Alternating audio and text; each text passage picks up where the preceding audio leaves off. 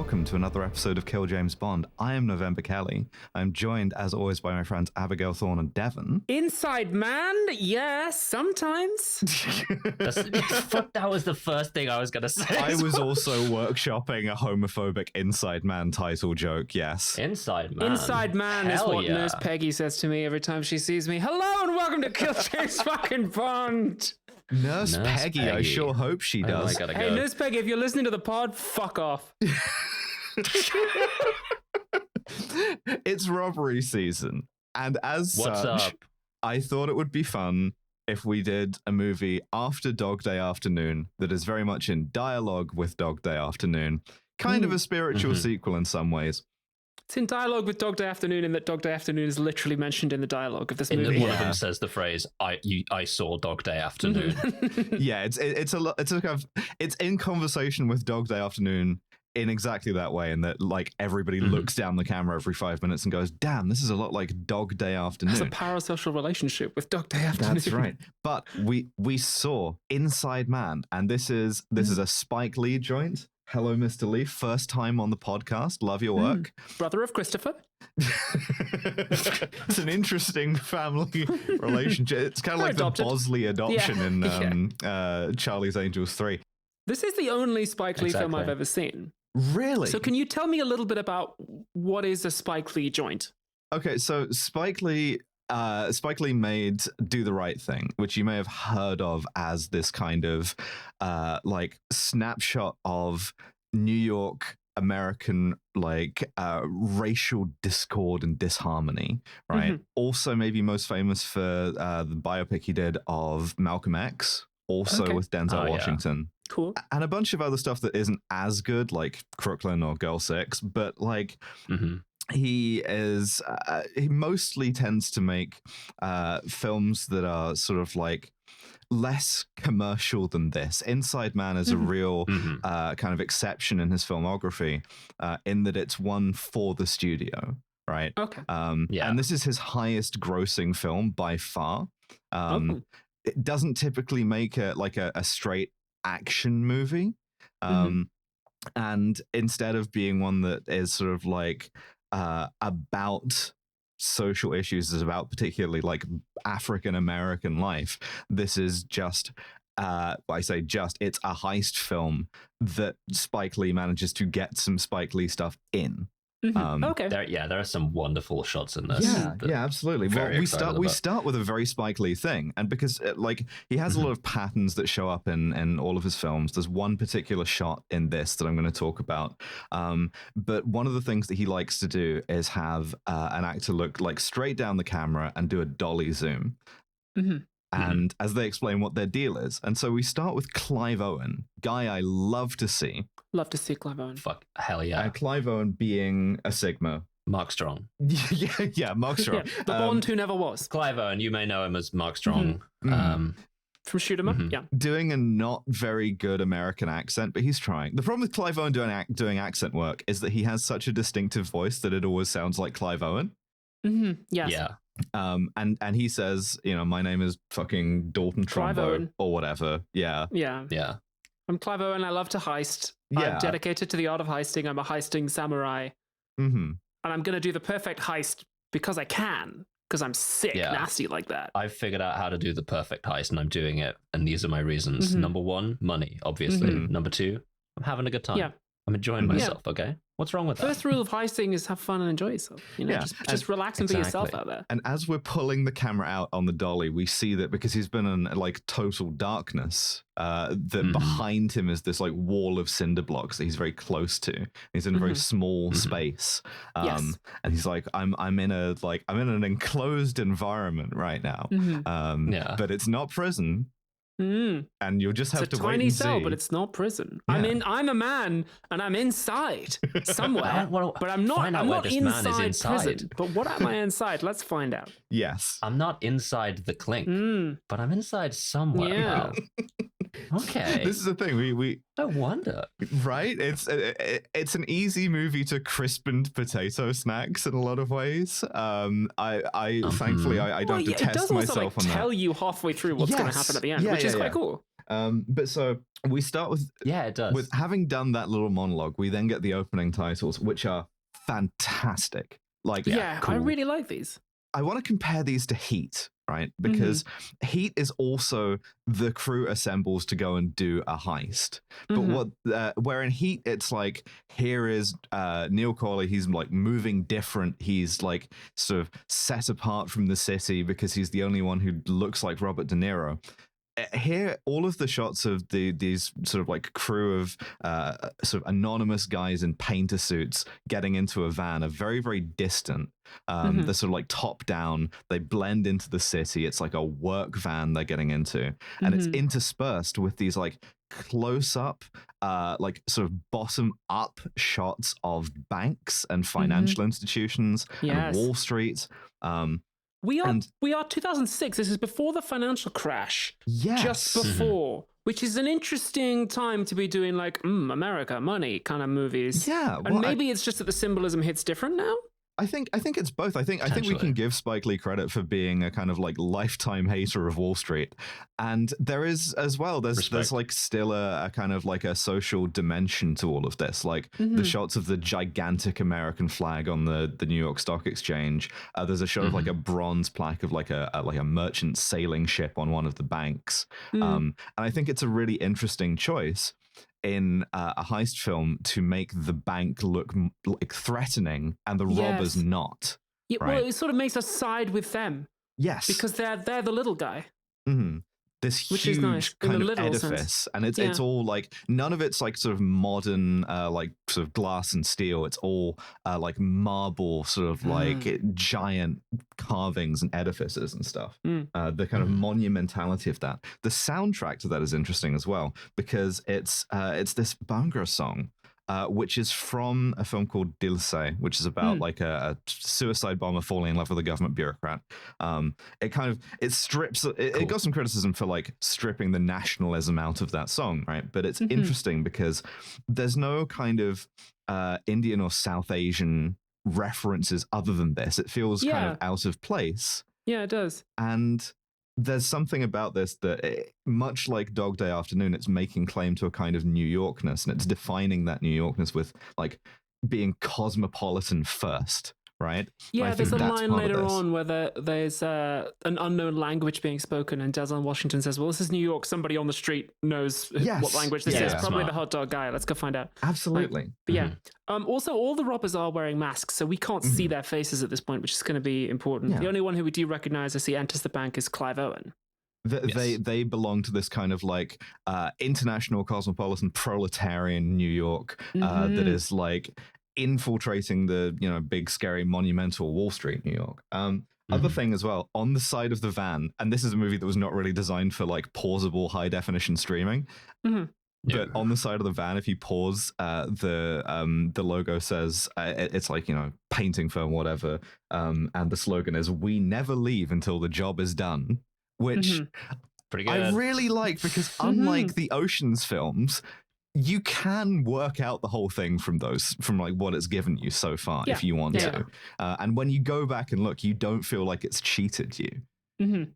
Yeah, it's nice. Yes, that's definitely something that sets it apart from like Ocean's 12, for instance. So the team walk into the bank, and because they're dressed as painters, nobody really kind of pays them any mind. They're just this sort of anonymous proletariat. It's interesting. The life of the bank as well. This is something that's kind of cribbing from Dog Day Afternoon as well. Of you see the kind of like working environment. You see all the people there, and it's like very ethnically diverse.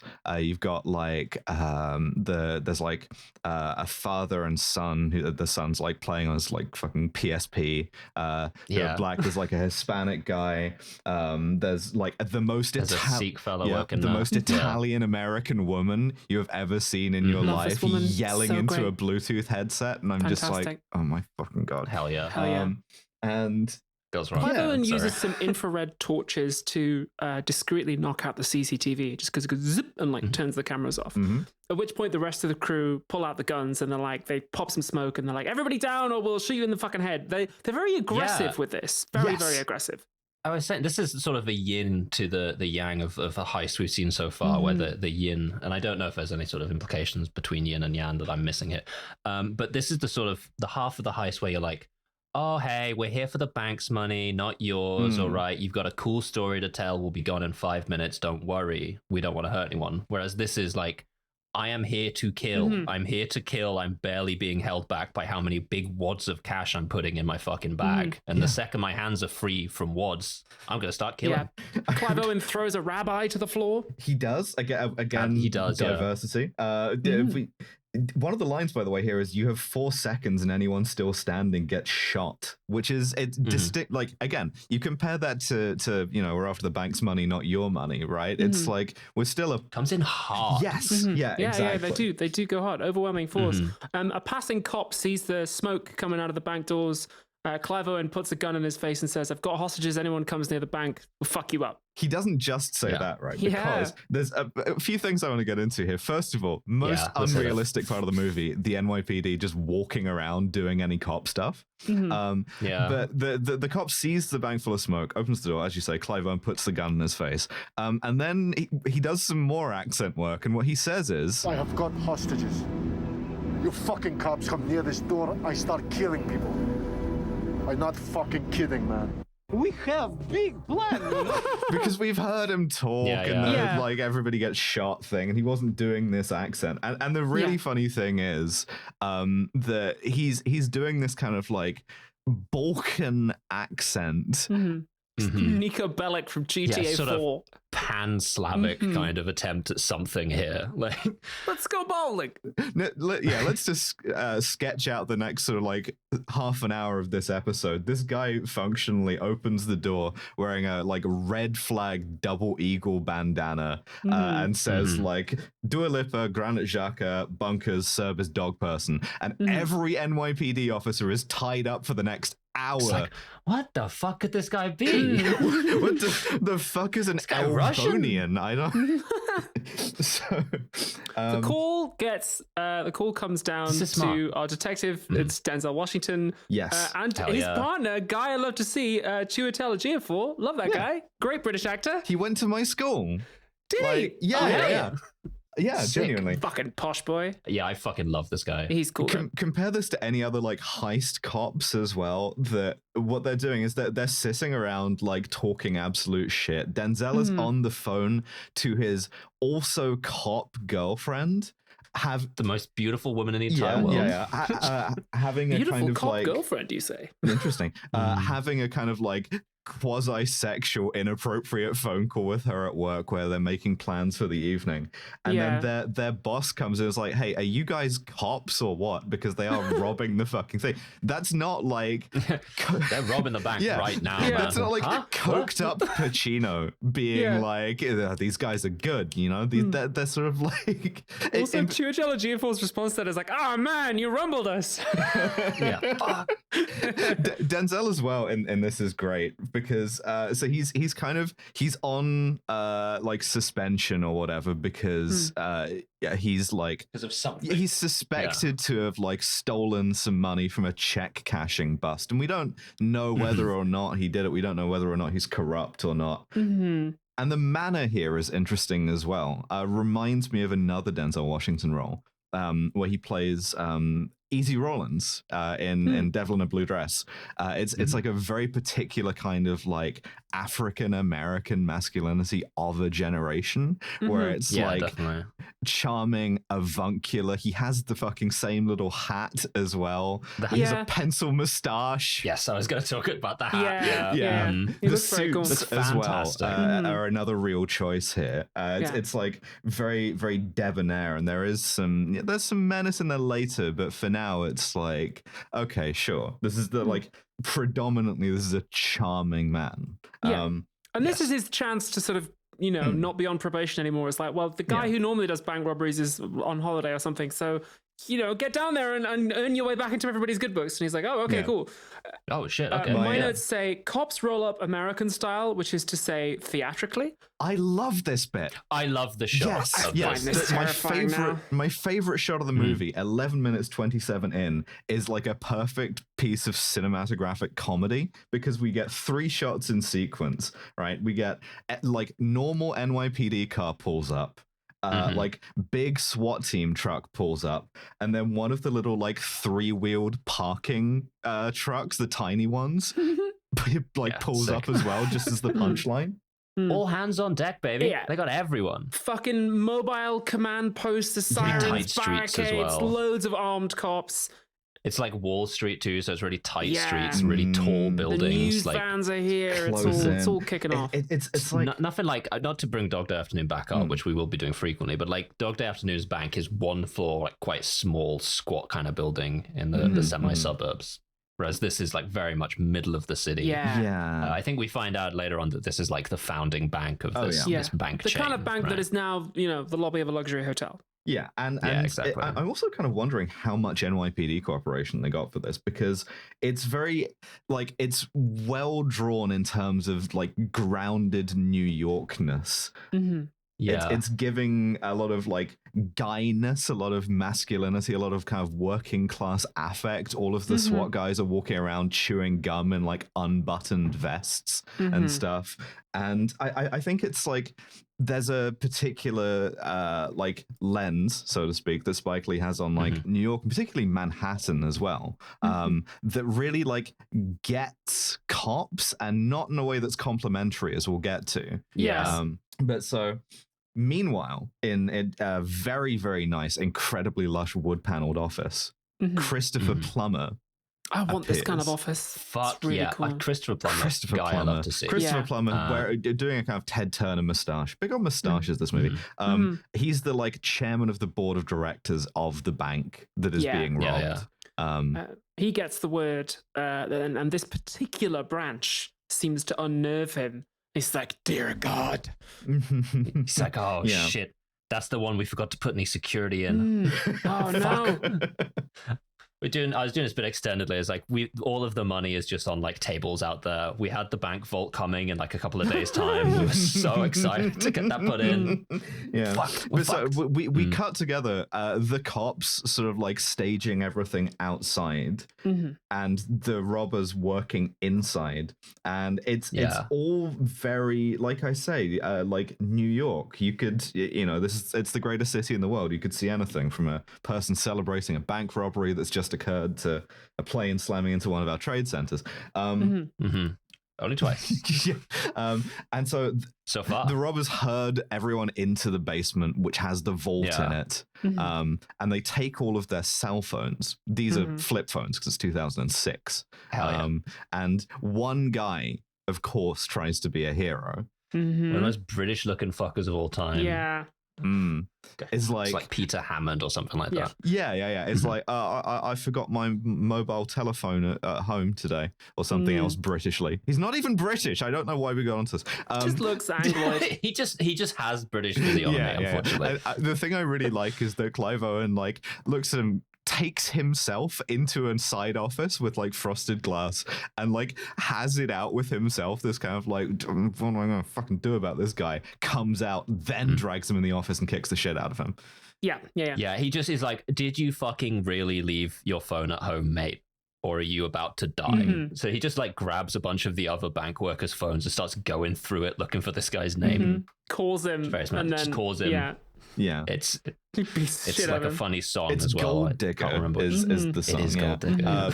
And so he kicks the shit out of this guy, and then we have an interesting line here as well, because as he comes back out, he says, anyone else here smarter than me? Which is good in itself, but I think also gets to the sort of like fantasy of like the heist, right? This is a kind of intellectual combat, right? Yes. Like I'm smarter than all of these people. The chess of the bank. Yes. Oh yeah, no, he believes that he has figured this like heist out. The heist is already done and completed. He's just going through the steps of it right now. He's ocean zinging it. Yeah. And we find out why they have to go in quite as hard as they did is that they need a lot of people to do a lot of odd shit quickly. Yes. It's true. And you need to maintain the control for that period. What he needs them all to do is change into fucking painter outfits. I don't know why he The keeps same that master in suspense, because he makes them all strip first, like down to their underwear, and I'm like, I'm having a bad time at the bank robbery. First of all, they separate them all by gender. Like, women against this wall, men against this wall, which I don't know what you do if you're neither in that situation. But then It's 2006.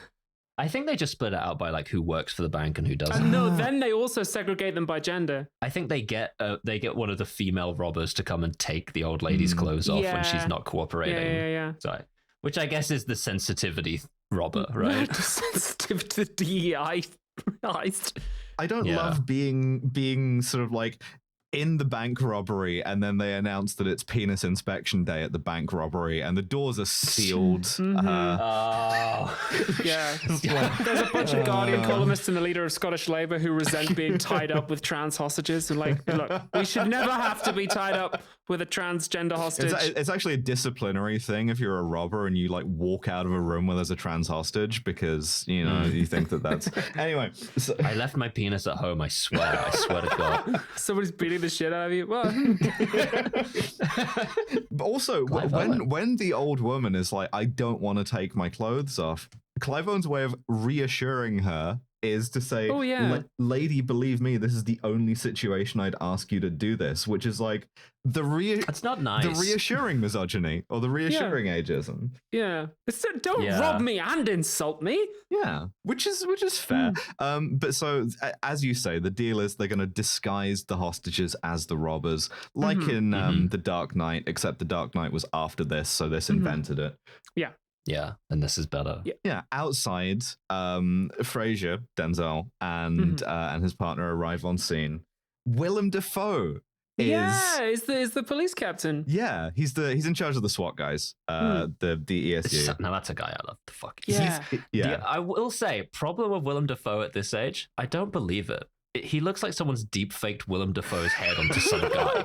Yeah, his it doesn't body make any he's sense like to in me. good shape, and I'm like, what are you doing? Yeah, he's like kind of ripped, you know. He's like a young man, full head of hair. I'm like, what is happening here? The hair is a great part of that as well, because it's kind of like slick back and glossy, and I'm like, what? It's a Willem. You're supposed to be old. Like, where's this he really aged from? well, but I like this tension here because there's initially some tension where Willem Dafoe's like, oh, I don't talk to you, I only talk to Detective What's-His-Face, and Denzel's like, Detective What's-His-Face is on holiday, I'm in charge, okay? He says, I'm the big dick today. And then Denzel and like Chiwetel talk, and Denzel's worried that the kind of the shooty bang bang cops are just gonna be, they don't like us being here because they see it as a tactical situation, which I thought was an interesting like bit of inter-cop beef. Yeah. It really gets like, I think, cop language as well, and the kind of there's the way that Denzel Washington's character ends this conversation is because Defoe has just been like, you know, I'm in charge here, you need anything, you speak to me, in this kind of like faux friendly, like, you know, office politeness, and Denzel ends this with, no, if you need anything, you can speak to me, and it's just like really petty but also kind of fun. Also, this gambit about disguising the hostages as the robbers, at this point we do something interesting because we flash forward to after the heist. Yeah, they got office-style interviews. We see that this gambit completely worked because Denzel and Chiwetel are interviewing all of the hostages, been like, did you rob the bank? And they're all like, no. Yeah, they're all just asking them normal questions, being like, hey, how you doing? Having a good time? So, you know, big step up for you robbing the bank, huh?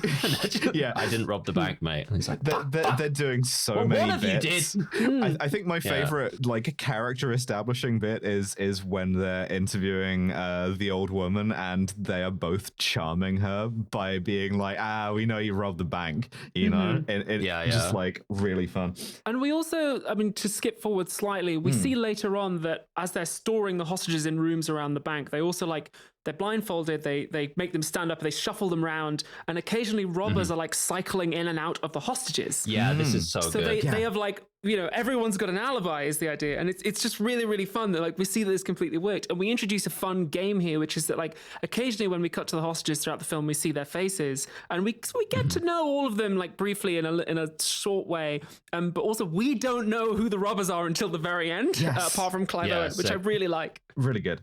There's at least one guy who's in one of the rooms of hostages who like takes his mask off and is like, fuck this, I'm not going to do this. They can't force us to do it like this. And he gets dragged. Oh, hit me. Yeah, no, so me after getting my 5th booster. Fuck this shit. Look, they want to shoot me for taking off my mask. They can go ahead. That, by the way, is James Ranson, who's in Generation Kill. Huh. Okay, Yeah, great. I'm just like, this guy's a plan. 100% this guy's a plan. Yeah, he's doing like dinner theater. It's like really kind of a bit too much. He's like grabbing onto people's legs as they drag him out of the room to like kick the shit out of him. Yeah, he's doing a bit too much. That's the other smart thing that they do early on in the thing when they beat up that fucking like British guy, is that they establish that they take you into a separate room to beat you up. So that they still manage to do all of the like swap outs by just dragging themselves off to different rooms and then just like getting up and being normal so about much it. work. It's cool. so It's like good. playing fucking Mafia or Secret Hitler. Like we know They're also that there's rotating Clive Owen. names. Yeah, they rotate names. We know that there's Clive Owen and 4 other robbers, but we don't know who they are. The code names, are all variations on Codenames are Steve great. as well, which is fun. So there's Steven, Steve, Stevie, and Steve-O. Yeah. Which is it's not as stylish as like, you know, Mr. White, Mr. Black, Mr. Green, Mr. You know, Blue, but like it's fun. So one of the hostages, this like old guy has like, you know, asthma or like heart problems or something, and the first thing they do is they go, we don't need that shit, kick him out. And so they just They're like, fuck this. Too much smoke. Get him out of the fucking bank. they release him. They let him out to the cops. And it like tips the hand about the outfit change and everything, and the cops are kind of briefly baffled by this, but they just give them that hostage for free, and there's been no negotiating yet, no contact. Fraser is like, I don't even want to call them. I want to let them stew a little bit before I do, you know, figure them out, see what they're thinking, rather than rush into things. Just cool everything down so Willem Dafoe doesn't go in and kill everyone. And instead you just get this one hostage released. And at this point, we have to meet one of my favorite characters in the movie, which is Jodie Foster. Jodie Foster. Who is so cunty. Looking great. This is the most femme Jodie Foster performance I've ever seen, actually. I love This is her great. just being an evil ice queen. She's so good in this. But she is meeting a guy who, we may as well spoil the like punchline to this joke at the very end. She's meeting Osama bin Laden's nephew, who is trying to buy a house in the US with her help. And she's some kind of like fixer for the ultra wealthy. We don't quite know what her job is, but like if you're super rich and you need somebody doing something on the quiet, like in a favor, you call Jodie Foster. Yeah, she's a fixer. Yeah. She is a corporate fixer for the most evil fuckers in the world, is the deal. And she's working out of this like beautiful like office loft thing. It's incredible. And of course, Christopher Plummer calls her office personally as well, which is a big deal. And is like, "Hey, do you want to have a conversation from Succession against a backdrop from an episode of Succession?" And she's like, "Yeah, sure. Pick me up outside my building." And which is what happens. They walk and talk, and he's like, "Somebody's robbing my bank. I have a safety deposit box in that branch, and there is something in there that I do not want them to get. If you can ensure its safety, I will pay you $infinity billion." Yes. To which she kind of does the De Niro and Ronin thing, right? Of being like, well, I don't need to know what it is, but you know, is it heavy? Is it explosive? You know, what is it? And he's like, just give me a size. Yeah, I'm not fucking telling you. That's my thing to know and yours to not find out. Yeah. He says it's not dangerous. It doesn't pose a risk to anyone. It's not radioactive or anything, but it does pose a serious reputational risk to him. So I just would prefer it if nobody got their hands on it, including the police, who will, of course, when this thing is all over, presumably do an inventory, and I don't want them to know what's in there. And she's like, okay, cool. Exactly. Yeah. So that's your B plot. Yeah. Cool stakes. It's fun. Meanwhile, inside the bank, we see that the robbers are ignoring the vault, and they have instead gone into a storage room, and they're starting to do some like construction. They're like taking the shelves off the walls and like digging into the floor and shit. And we're like, oh, what the fuck are they doing here? Looks like they're constructing some kind of small cell. Weird. Mate, they're gonna put a man inside that?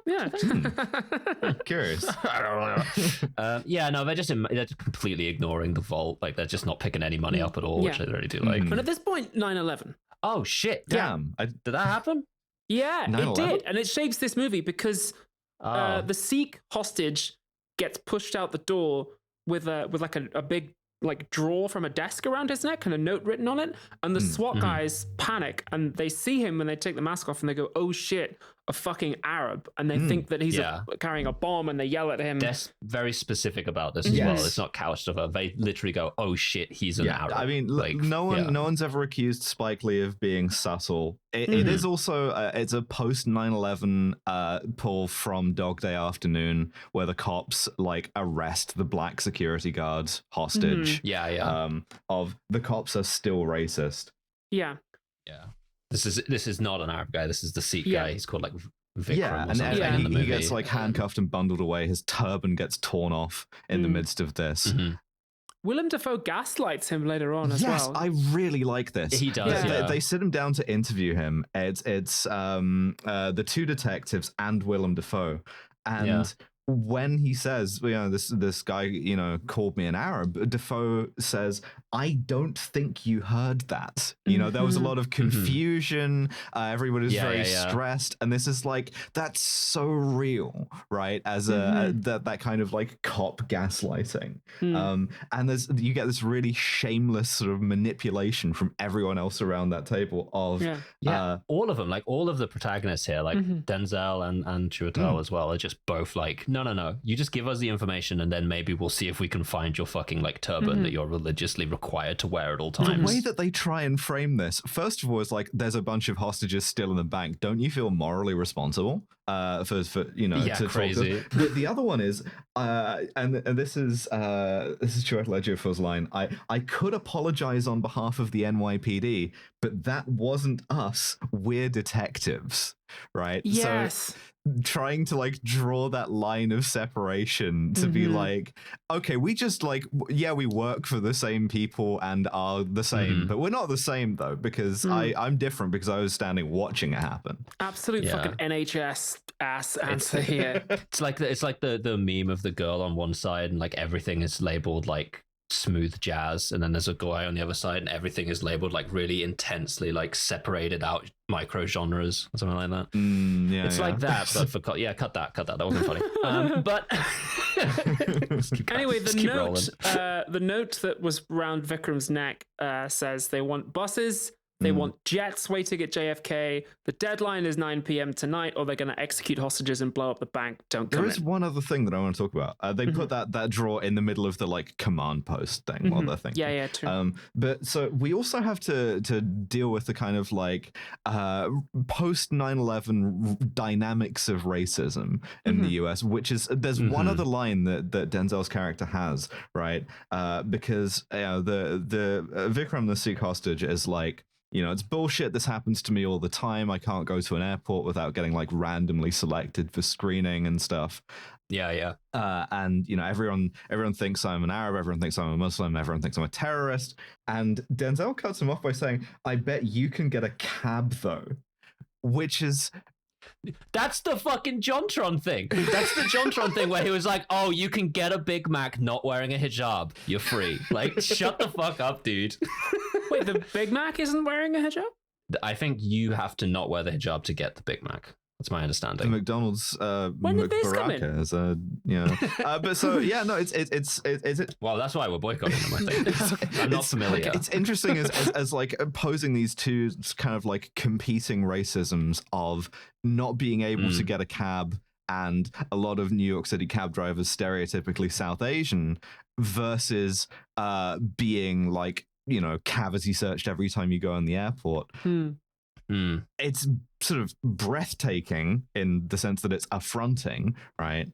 And I don't really know what to make of it, even still. Maybe it's not something I can make sense of as a white person. Does the Jontron thing? This guy's like, what happened to our civil rights? And Denzel Washington says Titanic. I don't know what a Jontron is. Is that the guy from Tron? No. Okay. Yeah. So no. John Tron? John Tron from the movie Tron? Jonathan Tron.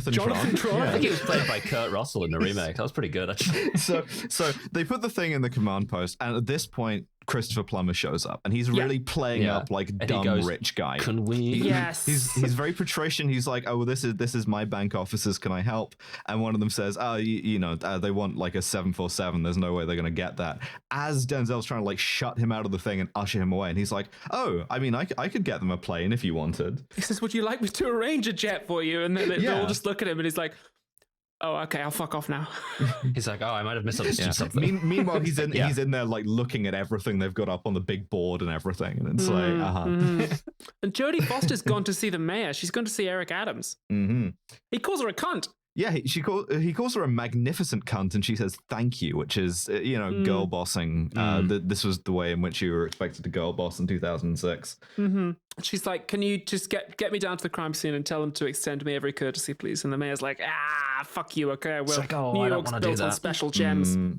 Yeah, it is.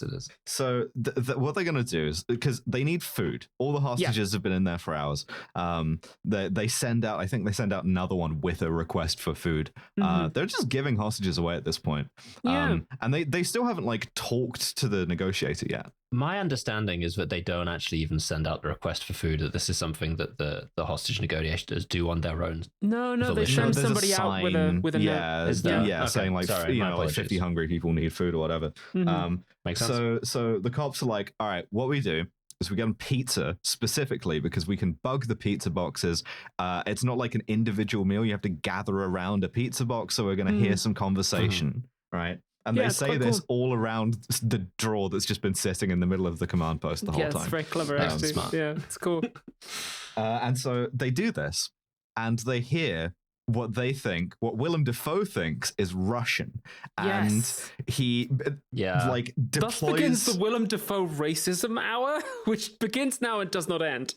Yeah, he says some slurs in this, right? He the does. thing I like about this, right, is that it's willingness to show cops saying racial slurs. There's a thing I remember seeing in a documentary, like about the like black film experience in America.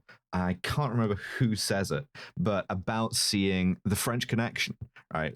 Which has Gene Hackman as very racist NYPD detective. There was a controversy because they cut the like full-on racial slur. They cut 6 seconds of him saying the word out of the movie for modern releases, which they shouldn't have done. Probably but maybe for the best, but they should have left it in. But there's this description of like seeing The French Connection in a movie theater in Harlem, and the entire theater just taking a really sharp breath in when he says the word, because it's the first time that a movie shows a cop being anywhere near as racist as they are in real life, right? There's a kind of verisimilitude to it of just like, these cops, they're having to confront the bank robbery and stuff, but they are also the kind of people who like casually drop this stuff into conversation. Yeah, and misogyny too. Yes, they're ticking it off because we flash forward to one of these interviews with the hostages again, and one of them says, "Oh, the robber that I saw had like very large breasts," and then we see them interviewing the Italian American woman who do. She's got some bazongas. It's actually a key plot point. All the cops won't stop fucking looking at her tits. Yeah. Chiwetel and Denzel are just staring at her we were tits. watching it. We're at this point in the movie. We're like, this had better be like important for the plot. Otherwise, I'm furious. Yeah. I have some real criticisms of Spike Lee in terms of misogyny, and this is going to be one of them, right? Because the tit stuff. First of all, right? There's one of the hostage takers and one of the hostages who are women, right? Yes. Who are like notably like have big tits, and they're all in these jumpsuits, which of course have conveniently popped open. And so the Italian woman that we saw on the phone earlier with her tits out is getting interviewed, and she's like, what did I violate section 34 double D? Which is fucking a bullshit line. And then we cut back to the female hostage taker working on, the sort of supply room in a very tight top with her tits out. And the movie's like having its cake and eating it so much. Yeah, it is. It's kind of saying, oh, misogyny is like kind of funny. And it's like, it's not funny, man. There's also like, because part of the comedy is that they're interviewing her and the two cops are like trying not to look at her tits, right? Failing. And the one moment of like LGBT representation in this movie is her going, I was talking on the phone to my girlfriend, by the way. Yeah. And Chiwetel Ejiofor makes this like face this expression of like disappointment, but also like vicarious arousal, titillated disappointment. Yeah, exactly. Like, and it's like, ooh. it's interesting as well if you're going to make a movie in 2006 about New York City, greatest city in the world, people here from every corner of the earth, every kind of community is here. No queers though, apart from one lesbian, right? Mm-hmm. Like Yes. where are New York City's beloved queens? They named a borough after them. Mm-hmm. Absolutely. Yeah, the lesbian whose defining feature is that she is attractive to men. It's Yes. It's like, great, bad. thanks. That's It's real us. bad. They put us in the movie. Fantastic, super duper. Yeah, racism's bad, but in a lot of ways, misogyny kind of makes sense. You know, it's like I don't think that's true, Spike. I don't know. So I don't think that's real. as they hear from the bug that like they're speaking what Defoe imagines as Russian, and he has this reflexive prejudice against Russians where he's like, does. my guys are gonna have to shoot it out with, and he calls them savages, right? Yeah, on he the calls them basis fucking that, savages. yeah, like it's gonna go off like the Moscow opera siege in there. They get an NYPD translator down, and he's like, "That's Well, not no, Russian. no, I have no yeah. fucking idea what it is." Exactly. Yeah. And so what they do is they appeal to the street for knowledge, right? Which is, I really like this as, as much as I criticize Yeah. it for the other stuff, an example of like New York, world city, right? Yeah, Denzel Washington we got looks to appeal down to the... New York City, who's kind of like a character in the movie. Yes, Yes. it is. It is in many Yes. ways. Denzel Washington looks down the lens and says, "Folk epistemology will save the day." It's interesting as well Finally. that in Dog Day Afternoon, it's the robbers who get to appeal to the street, but here it's the cops. And so they broadcast what they're hearing on a loudspeaker, and they get the cops on the like barricades at the cordon to be like, hey, does anyone recognize what this is? And one guy, of course, goes, "Oh yeah, Yeah, they're speaking Albanian. Albanian. From Albania. Albanian, Yeah. From From Albania. Albania. Another thing I like that I think is 100% Albanian. is very realistic as well is he like helps the cops by telling them this. They get him into the command post, and then he doesn't speak any Albanian. His ex-wife speaks Albanian. He just recognizes it. He's like, my ex-wife Yeah. and her parents speak Albanian. That's Yeah. 100% Albanian. I know it. And then because the cops just don't let go of anyone like habitually, they're just like, okay, cool, just stay there for a bit. And he's like, not again.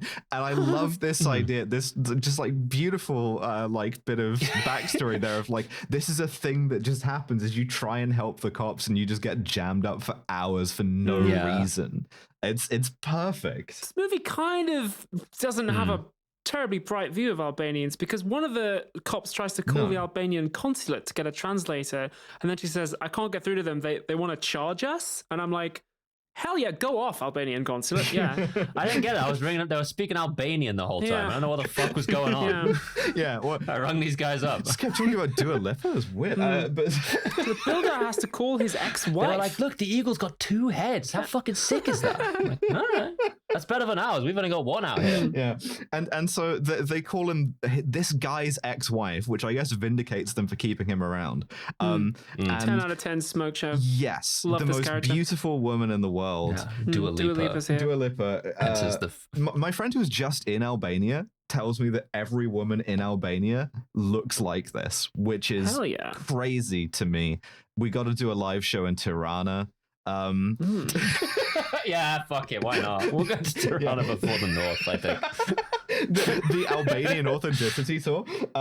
But so I just got my Albanias and my Armenias mixed up, and I was thinking, yeah, let's go to Yerevan. And I was like, wait, no, they probably don't like that. No, that's the other one. because New York, she's like, in exchange for fixing my basket full of parking tickets that I've brought with me, I will love this. translate for you. She smokes inside the command center too, and they try and stop her. She's just like, keeps going. I love it. Yeah, and she says that's not like somebody talking. That's unexpected representation for Albanian dictator Enver Hoxha. It's the bunkers guy.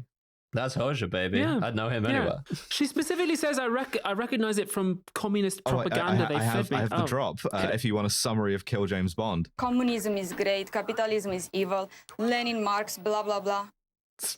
Yeah, that's us. More or less. That's actually way better a tagline than the one that we've got. And so they realized that somebody's just been sitting with a tape playing them the thing.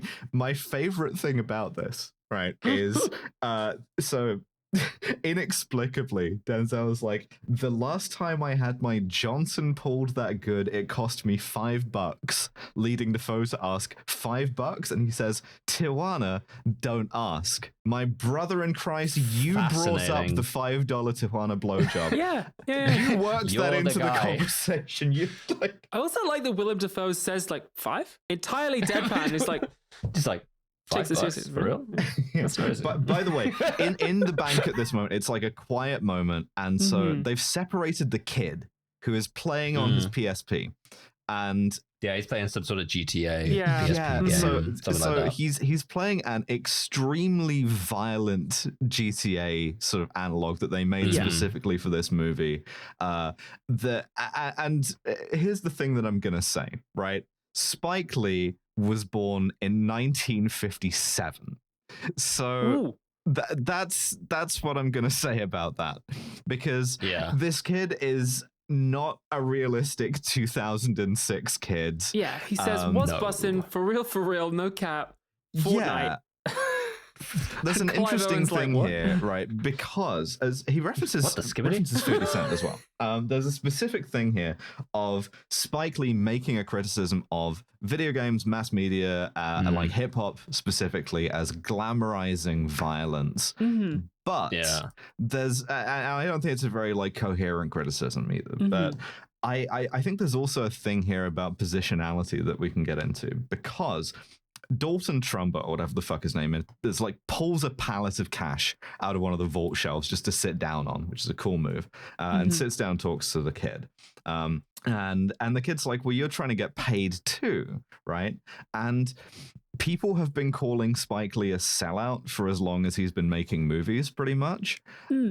I think there is a sort of defense of himself in this as well of, well, I'm also trying to get paid, but I'm doing it in a way that's like smarter and like there's a plan at work here that you can't see, you know? Like, okay, it might look like some of the same stuff, but, you know, what's the line? Anyone else here smarter than me? You know? But so he's like, it also reminds me of a bit in The Equalizer, also with Denzel Washington, where Antoine Fuqua does a very similar kind of like, you know, pull your pants up, stay in school moment with a kid, and it's just like, man, I don't know, it seems real bad to me, but. Fuqua, the prison schools guy? Antoine Fuqua, the prison schools guy. Yeah. I don't know what's going on. Why does the movie resemble a prison? Wonder where that guy is. Is he inside? So meanwhile, they crack into the safety deposit box. They do. They open Christopher Plummer's character is named Arthur Case. They break into a safety deposit box and it's got a file in it, his Arthur Case file. And it's got, would you believe it's got a big honking swastika on there? Ooh. Yeah, the fucking huge ass swastika. And there's some bags in there too. We don't know what they are, but there's some bags and a Cartier case. Weird to keep your Nazi diamonds. I got an anonymous Tumblr ask of somebody who said that. How do you pronounce that name then? I don't care, is the thing. And Good neither answer. do they. Like, Pecunia non asked me how to pronounce Cartier. But so Cartier. Yeah. Also weird to keep your like Nazi stuff in like a, you know, New York bank rather than a Swiss one. They're really the experts on that, but whatever. I would have destroyed that if I had Nazi stuff, to be honest. I wouldn't just want that. Shred the Nazi thing. The mayor shows up. I think he feels bad about it, but we'll get to that. If I felt bad about something, I'd destroy it. I think I'll get to what you should do if you feel bad about it, but like never happened. The mayor shows up with Jodie Foster. At this point, I realized that Denzel is wearing the same tan suit and tie combination that people got very mad at Barack Obama for wearing, which is really funny as a coincidence. Yeah. Really funny to do that in 2006 as well. Yeah. Like really predated even. Oh, there's a fun exchange here where Denzel Washington is like, hello, Mr. Mayor, and Jodie Foster. Who the fuck are you and what are you doing here? She says, there's stuff going on here that's above your pay grade. And he says, would you like to raise my pay grade, please? Yeah, that's really good. like... It's interesting as well, the kind of there's no feds in this movie. It's just Jodie Foster and the there's mayor. no FBI Yeah, guys. yeah. You would expect them. And so instead, they're the ones giving him the kind of like forces of nature, Mr. Beale speech, where they're like, listen, we know you're in trouble because of all of that missing money. We know you want to make detective first grade. So why don't we smooth things over for you if you do whatever Jodie Foster wants, which is let her in the bank to talk to Dalton Trumbo. But in order to do that, Denzel first has to call Clive Owen for the first time. And he says, they speak to each other for the first time. And he says, good prank with the Albanian thing. He calls him up and says, Assistant President of Albania, and Clive Owen says, speaking. And he says, that's a good joke, but you're going to get raped in prison. Yes, no, he absolutely deploys the prison joke. The thing is, the prison rape joke follows something else, because he's like, first of all, like, I forget in what context the number $140,000 shows up. Mm-hmm. But or 28,002 on a hand jobs. But they talk numbers for a bit, and then take ages. Clive Owen's like, I'm just gonna walk out the front door, and listen, I'm not gonna go to prison. I'm going to be. This time next week, I'll be sucking down pina coladas in a hot tub with 6 girls named Amber and Tiffany. Two things. Why does he say it like that? And what's going on? Sucking down pina colada. Second of all, 6 girls named Amber and Tiffany. These are my friends. Amber, Tiffany, and Tiffany. What the fuck? Great. That's so fantastic. That's so difficult to arrange. All right, Amber's on one side, Tiffany's on the other. I don't want to see what if birth I need certificates. I'm not accepting changed names. Also, listeners, I am in fact going on holiday tomorrow for the first time in 3 years. So this time next week, I will, in fact, be sucking down pina coladas in a hot tub with 6 girls named Amber and Tiffany. I'm hoping you get 28,000 Tijuana hand jobs, my love. What is the $140,000 hand job? That's how much money he is being accused of swindling out of the check thing. I'm asking, what does the $140,000 hand job, what is that? Oh, the hand job that could cost $140,000. Well, first of all, they use their fucking mouth. That's not a hand job, definitionally. It's an advanced hand job. All right, you've got the hand technique. Involved. Okay. I feel like that's a like hand assisted blowjob. We're getting off track here. So we are, yes. He's got a fucking grapefruit involved as well. Clive Owen calls him Serpico. Yeah, which is fun. He does, and also, he says it's not like the city of New York has 747s just sitting around. It's going to take time, which, they probably don't after 9/11. And Clive Owen says, well, why don't we do some riddles bullshit then? And if I'll give you more time if you can solve my silly gay German riddle. Yeah. Smart. What weighs more? A ton of thing that doesn't exist or a ton of thing that also doesn't exist, right? How much paper is cut down to make US dollars, Grand Central? It's bullshit. Die Hard 3. How many trains go through Grand Central Station? Yeah. And the answer is no trees are cut down because US currency isn't printed on cotton. And number 2, no trains go through Grand Central Station because that's not the name of the station. Yeah. I love that we get the cops getting into an actual argument about whether or not Metro North starts in Grand Central or goes through it. This is good too because they've nominally solved the problem as well. Like they've had the call with the guy, but they're still just arguing about it afterwards, which I did think that was quite fun. We also get another interview, this time with one of the Hispanic guys whose name is Paul. They call him Pablo. He insists on Paul. And then he says, can I get he's got some minor criminal beefs before this. And he says, my throat's parched. And for some reason, they both go in on the phrase, my throat's parched, like the group chat. Yeah. Dude said my throat's parched in the group chat. They changed the title. It's brutal. It's actually brutal. Yeah, sorry, this guy's throat's parched. This MF throat parched. Bro, I'm trying to ask this guy some questions and his throat's parched. Do you want to go get this guy some water, maybe? Fucking. And neither of them moved to get any water at all. Denzel's girlfriend calls him, not sure why she needed to be the C plot, but whatever. The other thing is he's broke because he's not made detective first grade, and I don't believe any NYPD officer is broke. Sorry, but like he wants she just go get some overtime on the fucking subway. She wants him to propose, and he doesn't know if he wants to or can afford to. At this point, Jodie Foster goes inside the bank and talks to Clive Owen, and she says, "Hello, this probably isn't going to end well for you, but I tell you what, if you surrender now, and also, by the way, let me have the safety deposit box, I'll get you a minimum prison deal, no problems, I'll pull some strings, and then when you get out, you'll get $2 million wherever you want it." And Clive Owen's like, "Damn, thanks so much, that sounds great. But by the way, I know you work for Christopher Plummer." Yeah. And Christopher Plummer got rich by selling out Jews to the fucking Nazis during the war. Fuck you. Yeah, not an ancestor of him. He's an inverse Oscar Schindler. So thing I like about this Oscar Swindler. So thing I like about this and thing I don't like about this, right? Thing I like about this is I like that we get another unlikable, powerful group to outsmart that isn't just the cops. Nice. Thing that I don't like about this, I don't like making him a Nazi collaborator instead of just a Nazi, right? There's as much as people criticized it, sometimes for good reasons, sometimes for bad. Hard to look good when you're beefing with the Auschwitz Museum on Twitter. Like the TV series Hunters in its first season did, I think, quite effectively do the not just Operation Paperclip, a bunch of Nazis are just in the US, just chilling. Yeah. You know? Or they're just like, fine.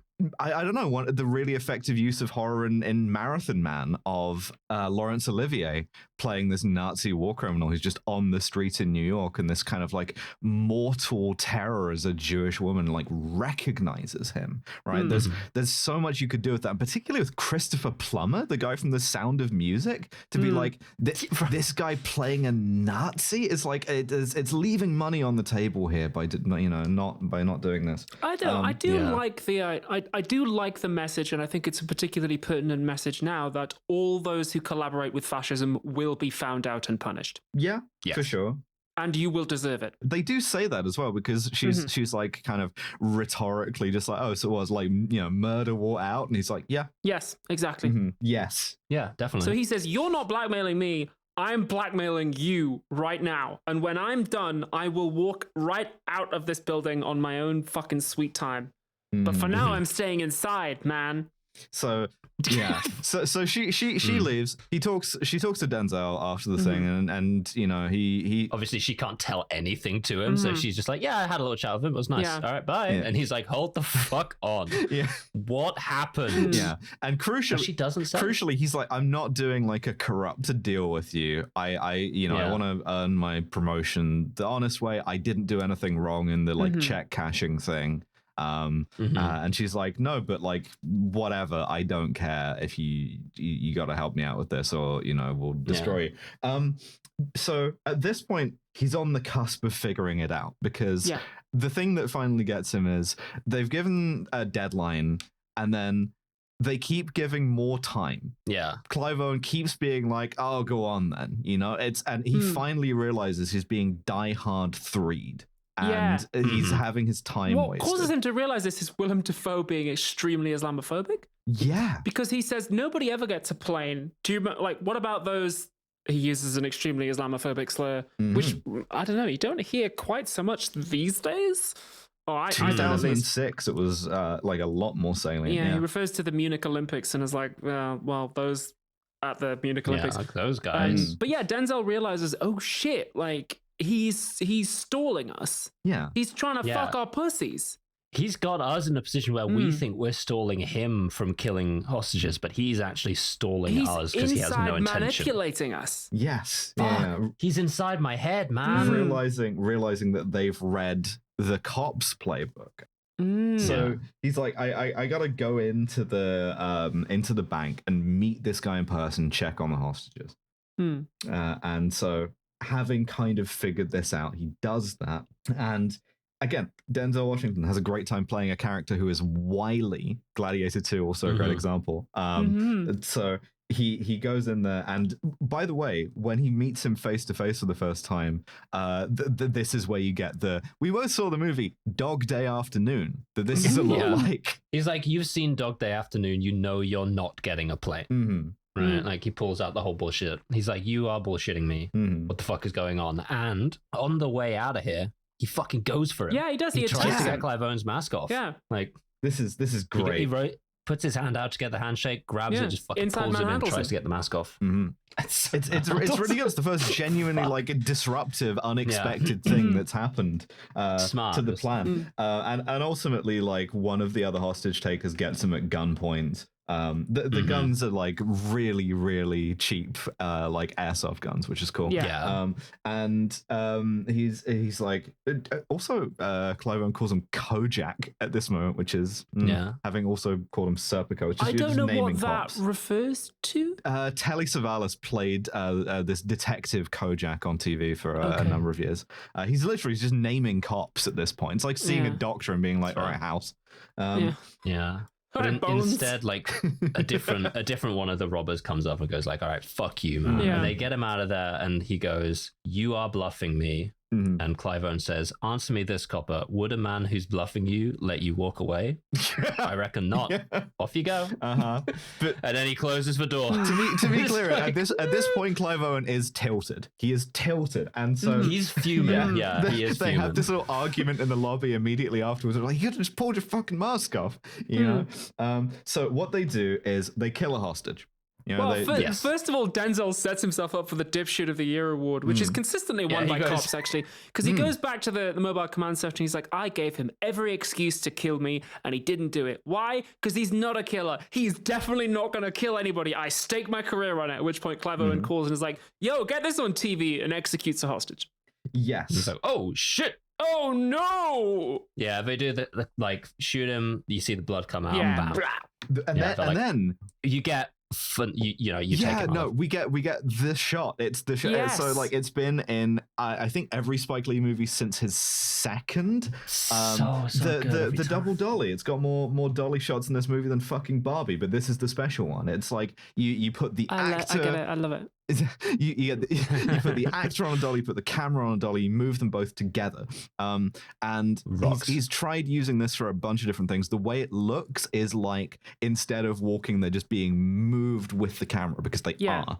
Denzel Washington uses all of his action points to move close to the bank and just like glides. He's so angry. He doesn't even move his legs. He just like, it's really fun. It's a great shot. It's really good because it's really fast, so it's shaky and uneven. It's not like he's angry either. Like he's just seen a hostage die. Like he's just thinking about everything that implies about him and his like career from this point onwards. He's not moving at all. He's not reacting. He just like slides towards the bank. It's perfect. I think because like Spike Lee's done this for a bunch of different things to try and achieve a bunch of different effects. I think the most successful is in Malcolm X, where like Malcolm is kind of like born towards the Alderman Ballroom where he's going to get shot instead of walking, and it's sort of like very funereal. But here it's like so much faster and like unsteady, and I really like it.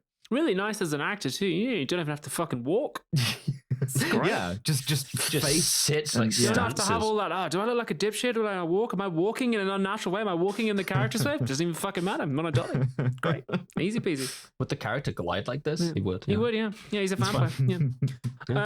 At which point, the police captain turns up and has said, "You're a dipshit. You're off the case."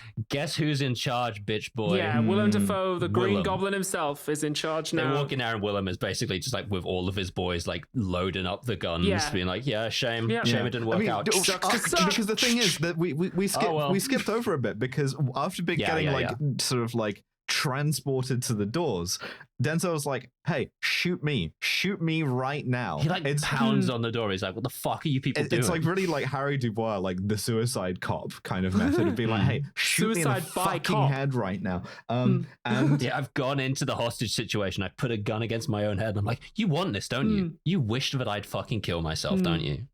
You want me?" And the line, the kind of grudging respect line that I really like is Clive Owen's like, "You're too damn smart to be a cop." Which, you know, that's always the dream, isn't it? It's not hard, to be fair. It's a low bar to clear. Willem Dafoe and the SWAT guys are thinking about how they're going to do it, and they have this series of like really vivid, they're like violent salivating fantasies. imagining this. Yeah. We see this kind of this fantasy sequence of them storming the bank and shooting all the bad guys, and being like, I love shooting this as a fantasy. It's so good. It also, we see them like shoot the girl with her tits out as well, and it's like, okay, so this is just like these guys are both dumb and violent and horny as well. It's still having your cake and eating it, sure, but like, it is. I it's like the movie this. being like, wouldn't this be cool? But it's bad. Yeah, but it's cool. Oh, but it is cool. And they're like, well, okay, so we can't do that because we're going to kill a bunch of hostages because we can't tell them apart. So what if, and it's kind of contrived, but whatever, what if we just use rubber bullets and just shoot everybody in the head with a rubber bullet, which I assume is great for you. And once again, the point of the rubber bullet is to bounce it off the floor towards the protesters. If you just shoot them directly in the head, that's just shooting them with a bullet. Yep. It's not Get them meaningfully in the different. eye, they will all be blinded. the NYPD having to pay for a bunch of people's eyes they rupture. Yes. Yeah. They had to pay a lot out after 2020. It's not less lethal if you just shoot them in the head with it. Denzel kind of like gets shuffled out of the command post, and he goes to I'm talk just to imagining a cop currently citing up some protesters listening to our podcast going, oh, thanks. Like, oh shit. Yeah. Thanks, guys. We're calling you out by name. Yeah. Damien. I don't know. Stop. Yeah, officer. So he Officer. He goes and talks to. So I had a cop tell me once that they. No fucking cops called Damien. Sorry, like Frangoli. Don't fucking shoot them in the head. Yeah. All right. I had a cop tell me once they really like listening to Britanology, like on the job, and I was like, if I heard Britanology coming out of a cop car, like I would like faint instantly and perhaps never regain consciousness. I commit a crime. I'm like, but you have a parasocial relationship with me. You wouldn't arrest someone you've got a parasocial relationship with. You can't arrest me. You're in love with me. Getting pulled over by the cops, but I've got a little like friend of Kill James Bond sticker or like license plate frame or something, and they're like, you have a good time. So Well, anyway, you can arrest me, but just don't take your Patreon subscription away. I need that shit. like in Copland. So, If you're a cop listening to this, you gotta know that I hate you. Yeah, you've got to resign. Like, I'm sorry. You have to. I'm not sorry. Actually, you do have to resign. it's not subtle, right? Like, I don't hide it. Anyway, keep going. Security guards for paintings are different. You guys are fine. Keep it up. God, that fucking painting. he goes to talk to the first cop on scene, the guy who got the "we have big plan" Albanianism. And that cop is like, also I'm racist, right? Yeah. Like because Big time. yeah, because he tells him it's not the first time I had a gun stuck in my face. The first time I had a gun stuck in my face was I was breaking up a fight between a couple of racial slur kids and a 12-year-old, and then we get because Denzel kind of like says, hey, tone down the color commentary, and kind of like frowns at him, which is the most confrontational he gets about any of this. That is really interesting that he doesn't say stop being racist in front of like me, a black guy. Please stop. Do not use the N-word, which you were about to use. He's just like, hey, he like turns it into a joke and is kind of nice about it. He doesn't say, don't ever fucking say that, I'll report you shouldn't ever say that ever. Yeah, like, it's staking out the position of the kind of complicity that Spike Lee suggests that you have to be a black cop, right? And so the guy goes "an" with a long N, and then catches himself and says, "African American kid shot me in the chest." I don't know. The politics of this are like obviously not pro-cop, which I like, but I suggest that this movie has a degree of sympathy for cops as well. I think it does still treat cops as working class. I think particularly the shows them all like interesting and a lie arriving with all of their shit, and like the cop's final line in this scene is, I'm just trying to keep them away from us, right? Which is obviously racialized, but he is talking to Denzel Washington's character, so it's like also class. It's like the existence of a criminal underclass, right, is how he sees his role as, like, you know. I will say he does better than Sergeant Al Powell from fucking Die Hard 1, though, because he goes like, this kid pointed a gun at me, and guess what? I didn't shoot him. I got shot. I got shot. Yeah. It's good. better police work. That's what you should do in that situation, I'm afraid. Yeah. And at this point, he You says, have to let the kids shoot you. It's a I'll tell shame. you what, I'll watch what I say in future because you never know who might have planned a listening device inside your mobile command center back at the start of the movie. And Denzel's like, oh shit, they did that thing you just said. Yeah. Oh, and so no! he tries to stop them, but they're going in anyway. I think a lot He's like, about... don't go inside, man. He's heard everything we've said. Don't go in. I think it's interesting. I think a lot about Morgan Freeman's character in Seven has a line when the SWAT guys are like kicking in the door of what they imagine to be Kevin Spacey's apartment, where he just says quite derisively and casually, like, they love this, and they love it. These are the guys who love this, doing the thing that they love, right? But they sort of like breach into the bank. We see the robbers know in advance, and they sort of like insert themselves amongst the hostages. They throw some more smoke grenades to try and cause some more chaos. And then they herd all the hostages out and make them run. They say, everybody run out of the bank. Yeah. And they do, and they hide amongst the hostages. Everybody gets shot in the fucking head with rubber bullets. Everyone gets shot in the fucking head with a rubber bullet. Yeah. They all come out and immediately get fucking 2020. Like my favorite detail about this, which is sort of semi-intentional, is that Dafoe says ceasefire and 12 more people get shot in the head with a rubber bullet after that. Yeah. You cannot fucking stop these guys when they get started, huh? Yeah. Interesting. And so everybody gets like thrown on the ground and searched. It's dramatic irony because we know who the like hostage takers are, but the cops don't. Well, we haven't seen their faces. We have a solid shot at a couple of them. Yeah. We know the girl, and that's about it actually. And Clive Owen. Other than that, we don't know.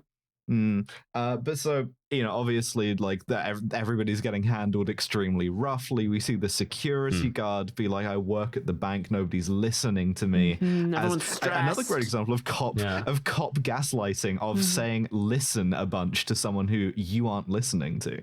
Again, NHS. Yeah, absolutely. I've noticed that actor on the Inside Man IMDb is just credited as Bear as a mononym.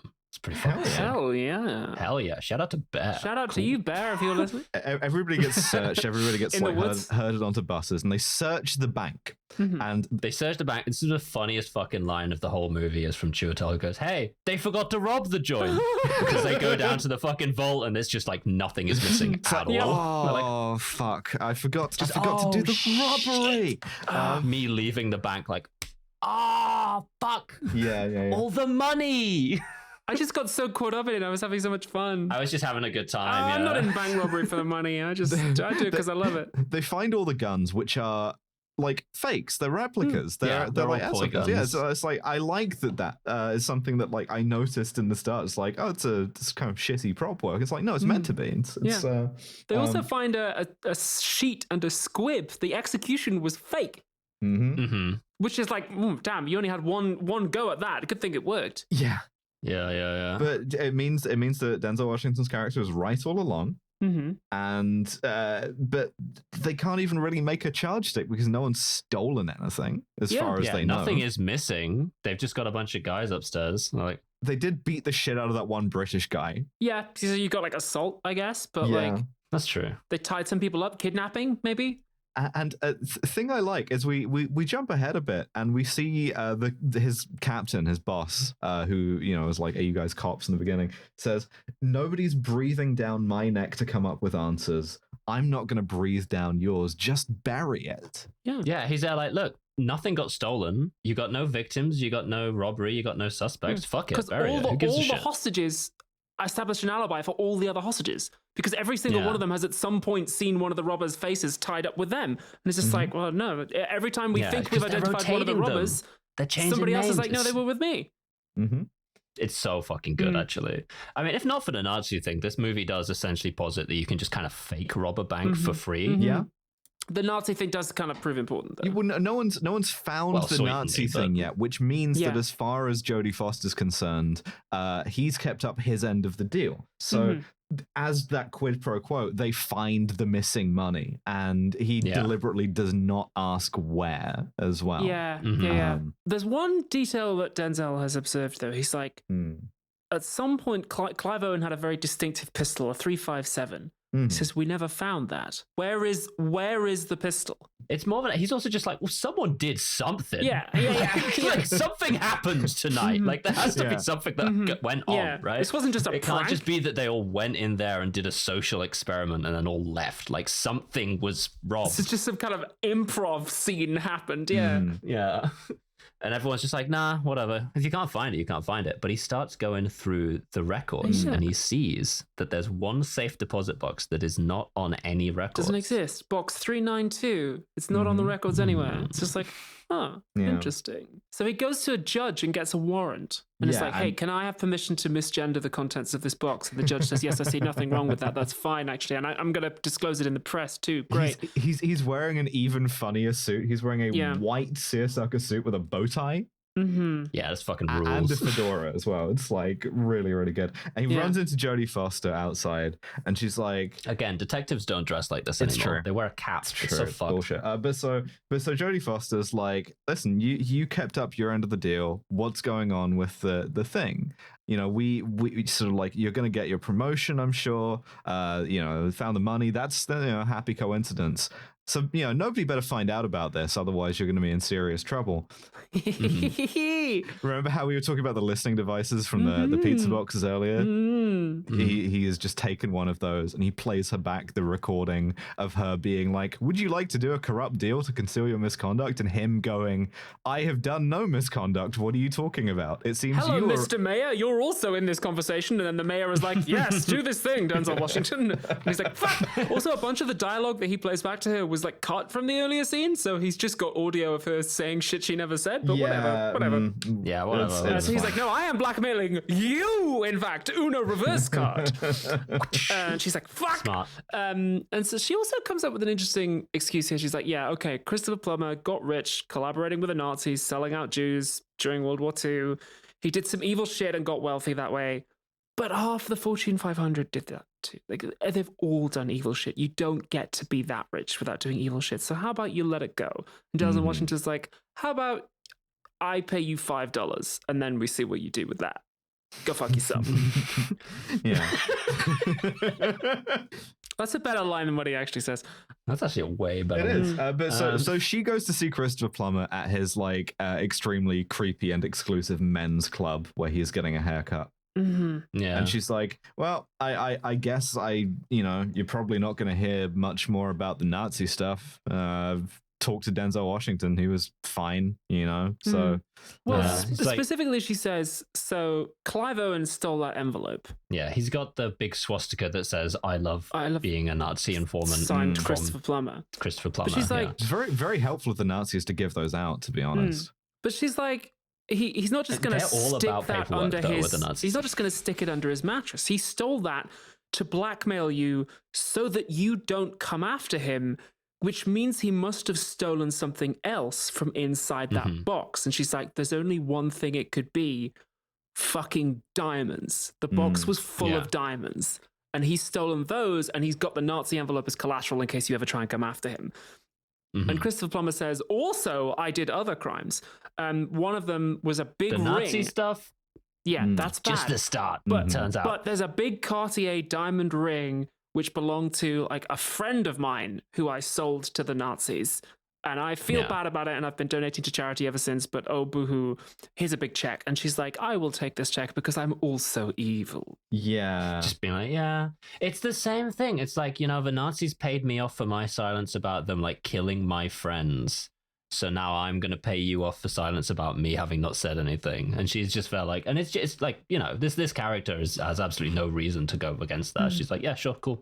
We'll do. The thing about blood money is it spends just as good. Yeah, honestly, if you steal all this money from the Nazis and then it's like 1992, no one's thinking about the Nazis at that point. Yeah. They're doing it again now, but like the exchange rate from money to blood money is 1-to-1. Yeah, it's actually fucking more in some cases. Yeah. She's like, I got to go back to my Bin Laden condo purchase thing. We're listing your name as a reference. Yeah, which like pisses him off on the way out. Everything I do is evil. Yeah, don't fucking worry. And now you're on the hook to me for like whatever. But it's all part of the ecosystem, right? Like it's the layer cake. Everyone's a Nazi. We're all blackmailing each other. New York City, the aristocrats. Let's go. It's not a bad sort of sentiment for capitalism to be like, yeah, all of these guys are like doing terrible things and blackmailing each other constantly. But so, yeah, look, if you have more money, like if you have all the money, it was taken from someone. There's a steady amount of money, and if you've got more, someone else has less. That's just how that works. So we now know the thing, right? He's inside. He's inside the He's wedged into a bit of the like storage room that the cops didn't find. They dug him a hole in the floor to shit into. He must smell awful. They say that a couple of times. As soon as he even crawls like, out of the cell, he's been in there a week, is hiding in the storage room. And then my notes say, I bet he stinks. And then they cut to his Confederates in the car, and then one of them says he's going to stink. One of the Confederates, by the way, is the Orthodox guy who he calls Rabbi, who he threw to the floor in the beginning, and who the cops, when they were interviewing him, apropos of nothing, Denzel was like, "Hey, do you know anything about diamonds?" Anti-Semitic, and is because he's like, because I'm trying to get married to my wife or whatever, get married to like my fiance. And the guy's like, yeah, I'm trying to get married to my wife. My cousin knows a guy I can introduce you. I'm like, okay, man. But so that guy is also the inside man from Inside Man. He's also in on it, right? Yeah. And that's why they're like stealing the diamonds, because they're stealing the diamonds back. It's kind of suggested. I think it was slightly risky for these four to all wait outside the bank together, because if I was Denzel in one car, if I was Denzel and the cops, I'd been like, okay, we're going to let all these hostages go. Follow them. See which ones talk to each other. See which ones suddenly buy Lamborghinis. Let's figure it out that way. You've solved Inside Man. The cops show up at the bank to search for the safety deposit box, and like Clive Owen bumps him on the way out. Like Denzel goes, damn, that guy stinks. He got bumped into by a guy who stinks really bad. New York City, baby. Guys in the bank. Greatest city in the world. Look, in a Swiss bank, you can stink really bad, all right? They're not gonna say anything. They told him on the radio that the cops were coming in, so he's left the like the ring in there. Yeah. And they're like, why did you do that? And the answer is he kind of trusts the cops so much that he like made the whole thing kind of futile, basically. Yeah, it was a white hat bank robbery to draw attention to the Nazi past of some guy. Sick. Yeah, also, if if Denzel takes down Christopher Plummer now, then there's nothing stopping anyone from coming after Clive Owen. So he's just lost his leverage. And he gets a little another little monologue, which is I think you can also take as like directorial, but where he goes, I'm no martyr. I did it for the money. Okay. Yeah, but it's not worth much if you can't face yourself in the mirror. Which, sure. Now, at this point, we then get like 10. The movie's over, but we get 10 minutes of Denzel Washington. There's more movie. Just being cool. This is the thing, right? What he does is he takes being a detective, having like a detective shield, as a license to be like annoying and weird and provocative and do bits to people. It's kind of like Dungeons and Dragons protagonist energy. It's like I'm going to get in a conversation. We're going to do bits at you until we like wear you down. Yeah, exactly. So he goes to see Christopher Plummer, who's like kind of glad handing them. He's like, I always think of you guys as New York's finest. And he goes, interesting. That's crazy. By the way, why are you a Nazi though? Yeah, they get him on a couple of things because they're like, is this your bank? And he goes, oh, I'm chairman of the board of directors. But in reality, obviously, he founded and built that first bank. And like he does like a number of just sort of like avoidance rhetorical strategies to be like, I'm not that connected to the bank, and then eventually like Denzel just gets the ring out and is like, I'm gonna find out what this is, pal. And he goes, oh, okay, interesting. he finishes this with that thing you said about us being New York's finest. We really appreciate that. Fucking excellent. but like the whole deal with Christopher Plummer at this point is that he's feeling remorseful. We see a lot of like philanthropic stuff on his wall with like Stars of David and like menorahs. It's like he's tried to give back, but he says, I've tried to spend my whole life serving humanity movie as a banker, which is a really good bit. Like, there's a photo of him with Margaret Thatcher as well, and it's just like, okay, yeah, I was trying to give good back into the world. Yeah. It's the funniest thing in the world is like a rich guy being like, hey, I'm giving you so much money. It's like, yeah, you've got all the money, man. Like, that's why you're giving it away. He says as well, he says to Jodie Foster, he says, I sold my soul and I've spent the last, 60 years trying to buy it back. And it's like, oh, interesting. Cool. Yeah, didn't work, pal. No. Turns out that doesn't. But yeah. So he goes to bother the mayor about this, and like on the way out, it implies that he's going to like tip off the War Crimes Issues Office in the State Department. Oh no, he asks them to do it. He says to Jodie Foster and the mayor, "You got to put away Christopher Plummer," and they're like, "Christopher Plummer's an extremely wealthy, influential man. Obviously, I'm not going to do that." And he's like, but remember, I have the recording of you doing crimes when you told me to do crimes earlier on. So I'm blackmailing you, in fact, once again. So then put him away, and then we'll call it even. And she's like, okay. Everyone's blackmailing each other. Yeah. New York City continues going for another day, baby. And then we get an atrocious romance ending as he goes back to his girlfriend. Yeah. She's waiting, sexy. My understanding is that she's been lounging on a bed, sort of flicking her feet around for the entire movie. That's just for like a week. That's for like a femme week, shit. though. Like, it was more than a day. He was out there doing all of the heist stuff. One of the things she says sexily is the handcuffs are getting cold, which is like, they're supposed to. What do you? They're cold. Yeah, Wow. it's like so anyway.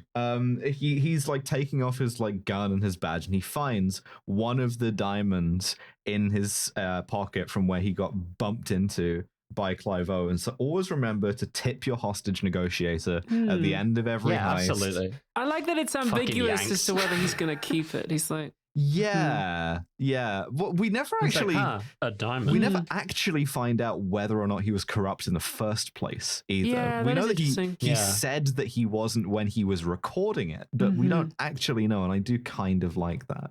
It calls back to a funny moment earlier on as well, where Denzel's talking to Clive Owen in the bank, and he says, I'm thinking about marrying my girlfriend, but I can't afford it. And Clive Owen's like, do you love her? If you love her, then like money doesn't matter. It's not everything. And Denzel's like, yeah, really thank good. you, bank robber. Like, I really respect that. To just be like, well, man, I mean, do you love her? Yeah. Money isn't everything, I say, as I rob a bank. Yeah. And that's the plot. That's Inside Man, and all it took was kicking the shit out of one British man. He's not even British. He just looks British. He just has a British face on him. It's not his fault. It's an Angloid physiognomy. Kicked the shit out of one Angloid. Yeah. So 21st century Angloid man. And this is how New York City functions, I guess. And the plan works more or less perfectly. You can be smart enough to pull all of this stuff off and fool everybody. Clive Owen just really again has the like voice to deliver that as well. That's the movie. Sick. It's good. Yeah. I had some reservations, obviously. I mean, we'll get to that when we get to the M in the scum spectrum, but like other than that, really nice. I had a good time with this movie. It's a different kind of a heist to any we've seen before on this series, on this season. Like, looking forward to getting into more. I'm very interested to see how it stacks up against Dog Day Afternoon, which was nearly the best film we've ever seen. It was fucking close. I had a great time watching this. I'm excited that we've finally gotten to Spike Lee movies. I think this is like I don't know. It's not my favorite of his, but we'll get into it because we don't just have to judge this subjectively. We have a science-based system. It's called the SCUM system. It stands for SMARM, cultural insensitivity, unprovoked violence, and misogyny. So, on a scale of 0 to 7, how smarmy is Inside Man? I think the answer is a bit. Yeah, it's pretty smarmy. It's quite pleased with itself. It's doing the kind of at some point we'll get to Layer Cake because that's going to be a real like important movie canonically for us. But it does have a lot of similar things of like, if you knew that, you'd be as smart as me stuff from Clive Owen. It also has a lot of like, I've seen other movies. Serpico, Kojak, Dog Day Afternoon. Yeah. Sex in the City too. I think it kind of earns it in the sense that it's not doing the Ocean's 11 thing of just like, we're going to be really smug about it, but you can't figure it out. Like if you wanted to, you could have figured out most of the plot twists here just from what it gives you. And it doesn't from right away. I'm gonna leave when we're good and done. Even on the fucking van, it's like we only leave when the job is done. Things like that. I'm gonna walk out of here scot free. Yeah, in a week exactly. The video game scene, I want to give it a point for that. Oh yeah, I do want to give it some points for the video game scene. Absolutely. That's fucking crazy. Yeah. How do we feel about a 4? I could see a 4 because I was going to go in at a 5 and take one off for the fact that you can kind of like piece things together and it doesn't really like celebrate itself, you know, being smart in the way that the oceans do. So yeah, 4. Cultural insensitivity is an interesting one because the movie definitely depicts a lot of racism. It does. Yes, there's a lot of racism in the cops in New York City, but like, how much of that are we asked to think is good? Basically none. Not like much. I right? think we are asked to sympathize with the cops to an extent, right? I think we are asked to believe that their job is real and that they are like workers. They are just also a kind of like privileged class of very racist workers, right? I think, I don't know, I come back to the conversation with Vikram, right? As exactly. It's kind of staking out this position of, well, everybody's experiencing, everybody who isn't white is experiencing some kind of racism in America, and that's not really an intersectional thing. Quite the opposite. These are things that are like often like contradictory and in opposition, and everybody's just kind of got to get along as best they can. It's like a character in the movie, which I think is kind of a cop-out. Yeah, that is upsetting. I think it's also, it's weirdly selective. This is one of the ones where I kind of want to put like the LGBT stuff under cultural insensitivity. To be like, New York City is a sort of like visibly diverse city in every way except like gender and sexuality. It's like 2006, man. Like, less diverse than Dog Day Afternoon in that sense. Yes, actually, we've kind of gone backwards. That's a good point. Dog Day Afternoon, a movie with like at least a gay guy in it and a trans woman, which it's kind of regressive in that step. So I want to give it a couple of points for that. On the other hand, I think it is earnestly like in favor of, and like it's a kind of a bit of a love letter to New York City's like ethnic diversity. In, you know, the Albanian consulate guy wanted money thing is kind of a shitty joke, but at the same time it's done with that kind of bonhomie behind it, I think. So I don't know, like a 2 maybe? 3? 3? I could see a 3. No trans people in New York? 3. Unprovoked violence. Well, the whole thing has been like feigning violence, and like the violence of the cops is idiotic. We're not asked to sympathize with any of the unprovoked violence. There isn't any really on the behalf of like what the quote unquote protagonist, who I think is Clive Owen. You see him take himself into the office and be like, is it morally justified for me to beat the shit out of a guy just for looking British? And he decides that it is. But it is. And he does come out on the right side, which is So we do see that some of the hostages are very shaken up and traumatized by having all this happen to them. The old lady is. They definitely are getting like yelled at and dragged to other rooms to confuse and disorient them. Insofar as we side with Clive Owen at the end, we are asked to believe that his, like, you know, holding people at gunpoint and forcing them to strip and all that stuff is kind of justified. So they are more traumatized by the cops than the hostage takers, but that's still the hostage takers' fault. Yes, that is it's true. like the hostage takers point a fake gun at them and go, everyone get into painter outfits and crouch on the floor. Whereas like the real cops just shoot them in the head with rubber bullets and like tackle them and things like that. But again, all of this is only like the situation that they're in is caused by the robbers. Like, I don't know. The cops are a known factor. I think a couple of points here at least. 3? I would 2. 2. Yeah, I think 2 at max. Okay. Yeah, I think it's generous, but okay. And finally, misogyny. Misogyny. I mean, I think we've got to go not very high on this one, but it feels juvenile, if you know what I mean. That's a good word. Like, misogyny. Like there are multiple scenes where like Chiwetel is just like staring at this like Italian American lesbian's breasts, you know, and it's like I want to give him some fucking points for that because it's not that important a plot point to have in the movie. Could you have written your female characters have perhaps some other distinguishing features? That one cut, not that I'm jealous, where they go from like interviewing the hostage to the hostage taker with her tits out is like that's worth like at least a half point for me. That on made its me own. feel bad for the actor. Yeah, it really did. Yeah, the match cut between like two different actors' boobs. Yeah. Man. Like, what are you doing? Also, the like, believe me, lady, this is the only time I'd ever ask you to like do something like this, where it's like, you know, we're sort of reinforcing like some kind of like sexual undesirability. Just like I feel like I want to give some points and take some back. There are some interesting female characters in this. I like Jodie Foster's character. I think that's cool.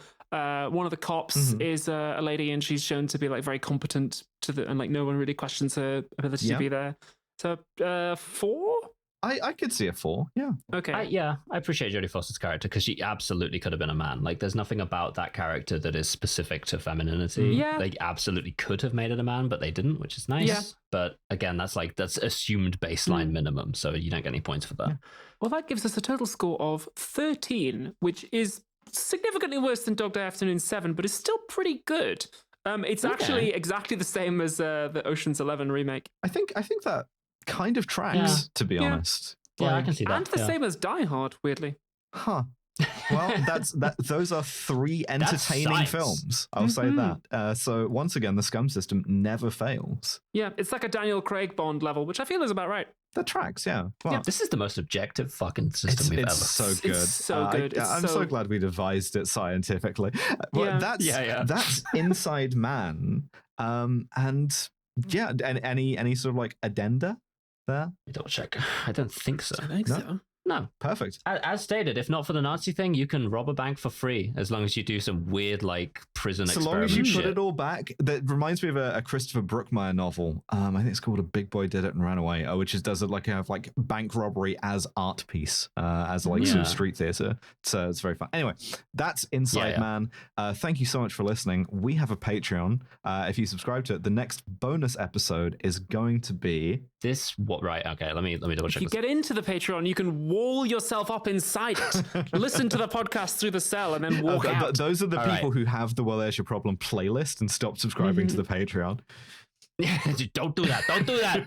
We need that £2 a month. Devil's Advocate was the previous bonus episode, which means the next bonus episode is actually your pick, November. And the next free episode is TBD. I'm not going to announce it yet because I have a few thoughts here, but I'm going to pick something religious following on from The Wicker Man and Devil's Advocate. So yes, Kill James Bond religion season. That's right. All right. Feeling very pious. So subscribe to the Patreon. All right, I'm going to go on holiday. I'm going to be sucking down Tiffany and Amber in a hot tub of pina colada. Give my regards to Amber and Tiffany, and we will see you next time. Bye, everyone. Bye. I've got to go and spend all this money on hand jobs.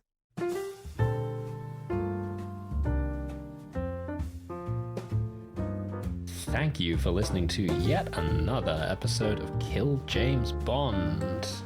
In 2 weeks' time on the free feed, we're talking about You Only Live Twice with no notes. What the fuck happens when you only live twice? But if that is simply too long for you to wait, you can head on over to our Patreon, where we are talking about next week Martin Scorsese movie Silence. That's right, I picked The Wicker Man, and because of that, we're going to talk about religion for conservatively 2 full months. Sorry, it's on me. I didn't realize there was this much boiling under the surface ready to fucking fire, but that's the kind of thing that you find out about when you make a podcast with your friends. But we would be nothing without our Patreon supporters. That's, of course, patreon.com/killjamesbond, all one word. And especially not our £15 and above Patreon supporters. And those are Gilded Dragon, Lo Bjornsdotter, Candy Fox, Freya Aloysius, Gustavo Lyra, Elspeth Hunt, Jordan Gammy, Nick Boris, Mike Berg, Hannah Oberhart, Naoto Mori, brackets, Devon's Advocates. Hey. George Rohack, Canada will remember Devon's promise to serve in any land war against the criminal American empire. Hey, pal, you're gonna have to compete with China, it seems. Drone Lover, Yarrick, Live Free or Cry, a new uncle who's learning various card tricks, Melody, Morrow Gonzalez, Labor to Lender, Est, Trip, Library Hitman, Top, O, Max Gamainhart, Kit Divine, Jack Drummond, Beef Crime, K Maybe Okay, Mia, Arizona, Frog Strangler. That's pretty good. Staz, Lyndon Rose, Anne Hedonia, Palpable Pips, Maeve, Victoria Roth, Cakerden, Claire, Forrest L. Novell, Molly Powerslide, Steve Widdershin's Science Daddy, some sort of silly Canadian creature, Cayenne Belladonna, The Crimson Paw, Olivia Arts Modular, Loretta May Zerf, Anya Top, Lady Houndstooth, CJ the Tiger, Arthur Sex Crimes, Whitney Wolverine, Goblin Queen, Penile Sparing Vaginoplasty, Alex, Ash, Lame Ass Dork, Lanina Skyhawk 2. Oh shit. The sequel. A trans robot, Claire Baker, Robert Nero in Heat, Ask an Axolotl if they'll be back tomorrow. Probably not. Erin Taylor, Hell, Joyce Uwu, Annie Ruby's Saturdays Claire, Akira, Stay Soft or Die Hard, Meat Popsicle, Violet Cybra, Isopod Gal, Rope Trick, Lady Ariane Clarification, John 2089, Alex, Woolscott, Noblesse Oblahai, A Sizz Man. Get out of here! Get the fuck out of here! What do you think this is? I love you, keep listening. Sengshan, Casquatch, Liz Nash in Florida, Clairvoyance, Wolfie is Normal, Robert Greensmith, Al Irving, Philippa Smith, Cariad, Abigail, Finn Ross, Pandora, Katarina Hex, Misidentified Lemon in a Business Shabari, cool. Talkative Tiger, Emily Queen of Slops going it/it's for the bits, Turfs Eat Shit and Die Alone, Lauren Baston, Josh Simmons, Zoe Shepard, Cassandra, Mistress Angela Aylis, Loz Pycock, Charlotte with a D, and KJB, please do the 6th Secret Oceans film Logan Lucky. Thank you. Thank you for being a Patreon of the show. Kill James Bond is obviously November, Abigail, and Devon. Our producer is the wonderful Mr. Nate Pathé. Our podcast art is by John DeLuca, and our website is by Tom Allen. And I'll see you next time. Mwah.